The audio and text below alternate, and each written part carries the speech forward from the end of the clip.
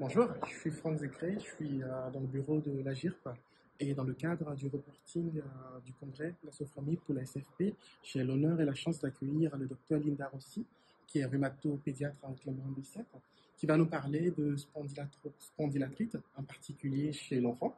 Et donc, pour commencer, on veut, Madame Rossi, faire un état des lieux concernant la classification des spondylarthropathies chez les enfants.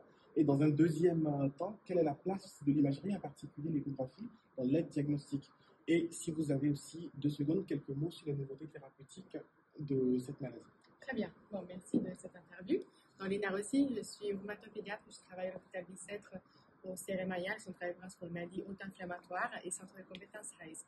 Donc, première question, les classifications, ça reste un sujet très compliqué.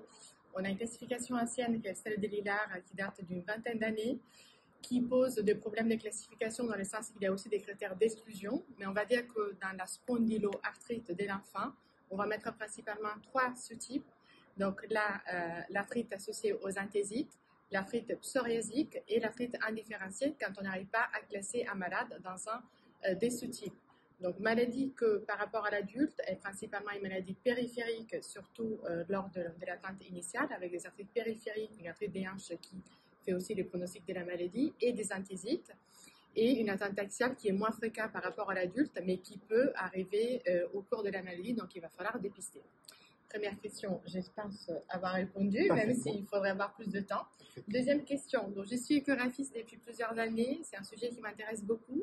Alors c'est vrai que l'échographie peut apporter une aide, je dirais pas trop dans le diagnostic, mais plutôt dans l'évaluation de l'étendue de la maladie et pour bien caractériser l'attente inflammatoire dans la spondylarthrite de l'enfant.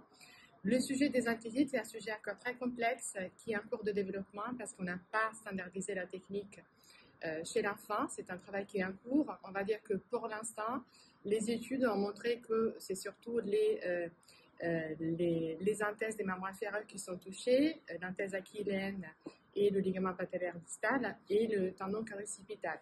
Mais il y a une grande hétérogénéité dans les études réalisées jusqu'à présent, donc c'est un peu difficile de conclure et on a vraiment besoin de standardiser cette technique. Donc pour les nouveautés thérapeutiques, depuis quelques années, on a aussi introduit, en plus des anti-TNF qui sont quand même les biothérapies ciblées de référence chez l'enfant, surtout pour l'atteinte axiale, mais pas que. On introduit aussi les anti-LD7 avec le secukinumab en particulier, qui est la même chez l'enfant à partir des 6 ans. Et on a beaucoup de molécules qu'on est en train d'étudier avec l'aide des adultes qui ont déjà fait le travail avant nous, c'est d'autres anti-IL-17 et des IL-23, anti-IL-23, IL-12 et IL-23 ou des IL-23 purs pour plutôt les formes psoriasiques. Voilà. Merci beaucoup pour ce point très clair. Merci.